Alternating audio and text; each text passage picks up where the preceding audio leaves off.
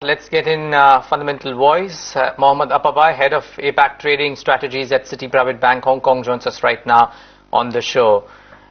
Good having you. Thanks so much for joining in. Now, my primary question actually, while we talk about the globe at large, is how sluggishly the Indian markets have started the calendar year. And we are approaching INFI earnings, which is 10 calendar days, and not an inch has been given on either of the major indices. How are you looking at this behavior? Yes, good morning. The markets ended 2013 at fairly elevated levels. Even in the last few weeks, what we saw was a continuation of the rally. What we are seeing right now is effectively people returning to work, but not being very keen on rushing into positions.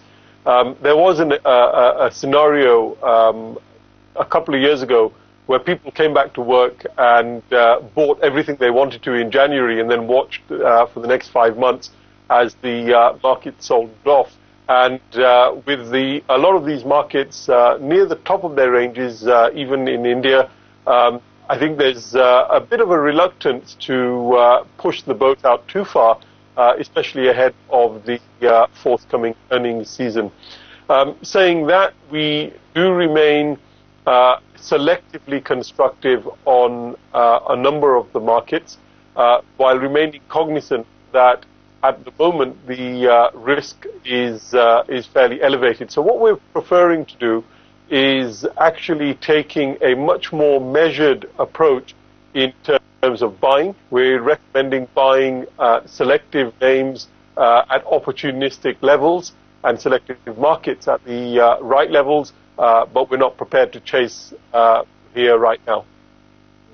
Mohammed, hi, morning. So would names like Infosys interest you? I mean, sure enough, there's been lots going on with the company. We've seen underperformance from the stock as well this week leading up to the earnings. But it's been a good run for the IT space, and more importantly, considering their earnings are all US linked, these seem to be good defensive plays. Yes, I think with Infosys, our analyst is certainly quite positive on the whole of the IT sector, but I think Infosys he doesn't like as much as some of the others.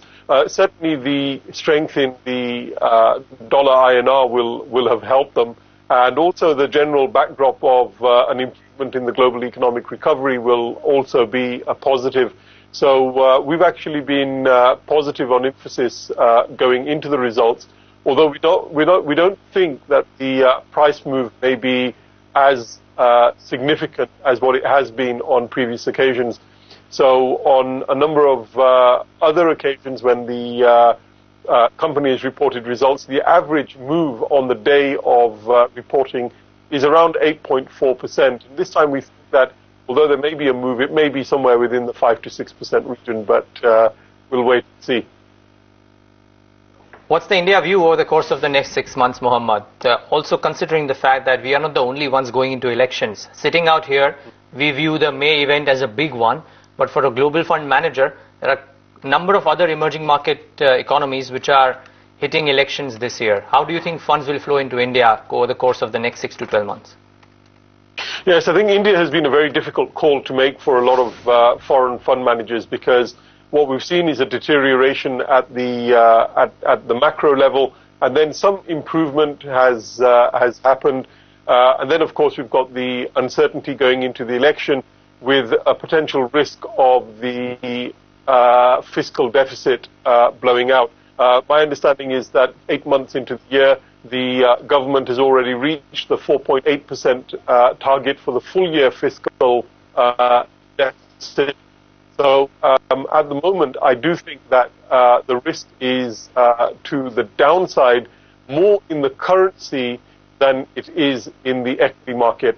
And we can actually measure exactly what the premium is that the market is applying for the election.